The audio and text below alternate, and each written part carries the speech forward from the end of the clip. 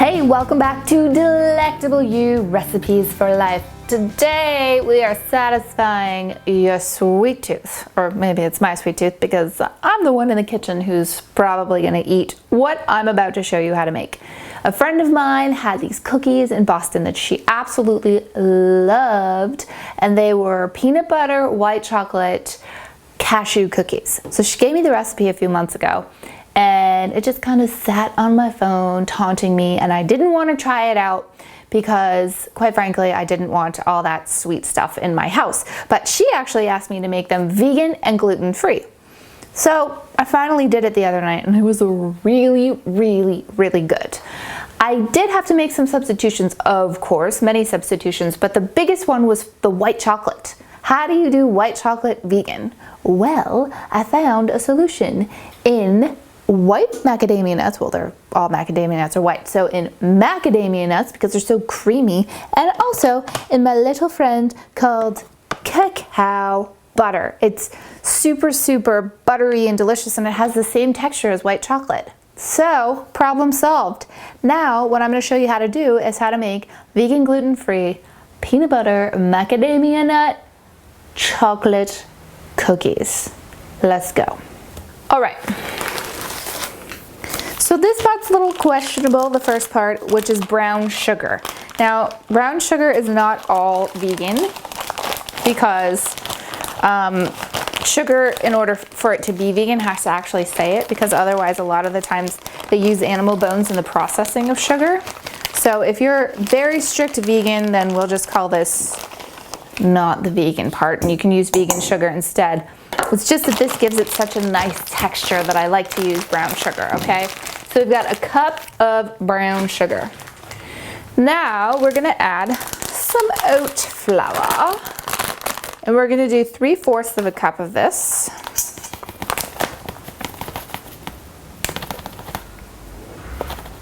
Okay. And then we're gonna add some sweet sorghum flour, 1/4 of a cup of sweet sorghum flour. So I'm just gonna fill up this cup so that it's even.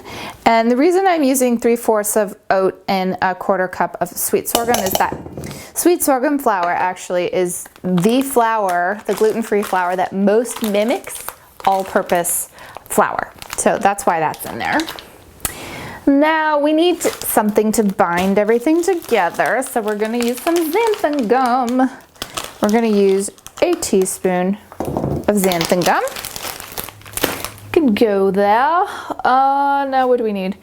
Baking soda. This is going to make the cookies rise a little bit. So we're going to put a teaspoon of baking soda. And what do we always love to put in baked goods? Salt. We're going to put a half a teaspoon actually of salt, because this is going to bring out the nice dominant flavors. Okay. Now, just for good measure, I'm going to put in some flaxseed meal, because this also acts as a binder. I don't know if you've ever heard of the term flax egg, but now you know what that is. Flax meal can be used to substitute for eggs. And that looks to be all the dry ingredients. So I'm just going to use a fork, and I'm just going to mix all of this together so that it's nice and incorporated. And then we're going to add the wet ingredients to the party. And it is a party in this bowl. Okay. Now there's still some chunks in there, so I'm just going to use my hands, squish them. Just squish them down myself. Okay. That should be fine. All right.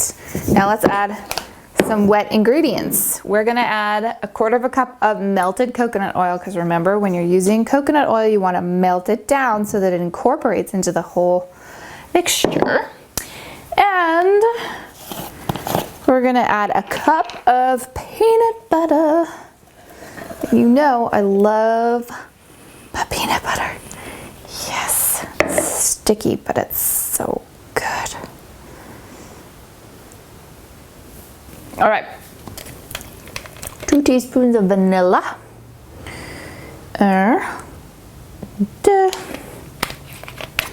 1 Ooh, and 2 tablespoons of almond milk.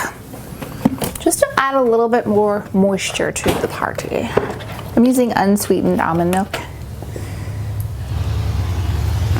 Yes, I'm just eyeballing it.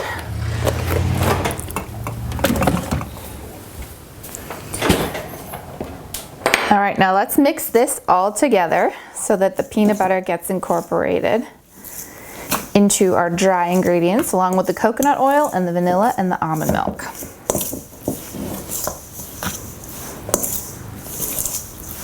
All right, this is great. So now we just need to add our friends macadamia nuts. I've got about a tablespoon to a tablespoon and a half of chopped up macadamia nuts. Remember, these are going to mimic the white chocolate. And then I've got about a 1/4 cup of cacao butter that I've chopped up into chunks to pretend to be like little pieces of white chocolate. And then because the original recipe did have cashews in it, I thought, why not? Let's just keep them in there. Let's add about a 1/4 cup. If you don't like cashews, don't worry about it. I'm throwing them all around anyway. And then I made these without chocolate chips last time, and I really just thought that they could just have a little extra je ne sais quoi with some vegan chocolate chips. So we're gonna add about a 1/4 cup. Feel free to be heavy-handed with these. It's gonna add some more color too. Maybe I'm adding a little more. Okay, now let's mix this all together until it's all the nuts and the chocolate are incorporated into the batter so that we don't have any loose cannons running around. And then all we need to do is bake it. Okay. Awesome. Let's clear the decks, people. Oh, that's so good. I've got me some pans, of course, that are covered with parchment paper. I like to reuse parchment paper if it's not, you know, burned or anything bad like that, because it's environmentally friendly and we're always trying to do that.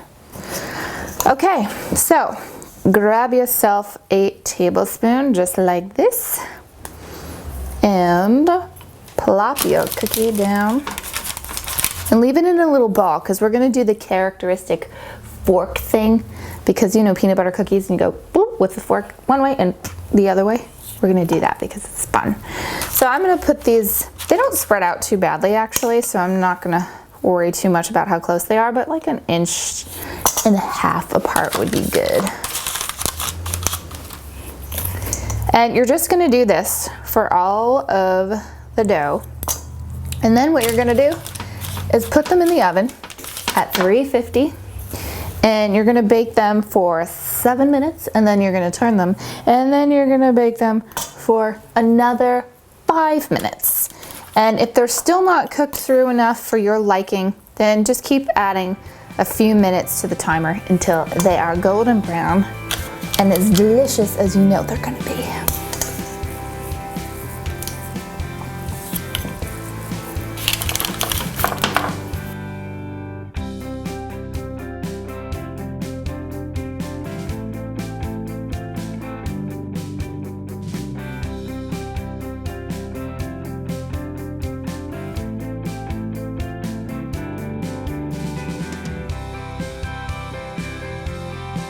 All right, I smell cookies.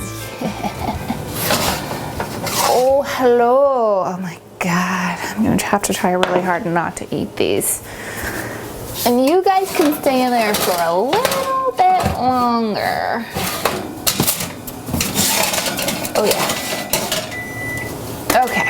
Those need a little bit more time because I put them in later, but these ones are delicious and ready. As you can see, I'm not going to touch this because this is very hot, but sometimes where the cacao butter is, it kind of goes and it melts a little bit, but then some of them just stay intact beautifully like this. It's totally fine. That's just life, you know. Sometimes your cookies go and sometimes they're puffy and lovely in the same batch, and they're all lovable.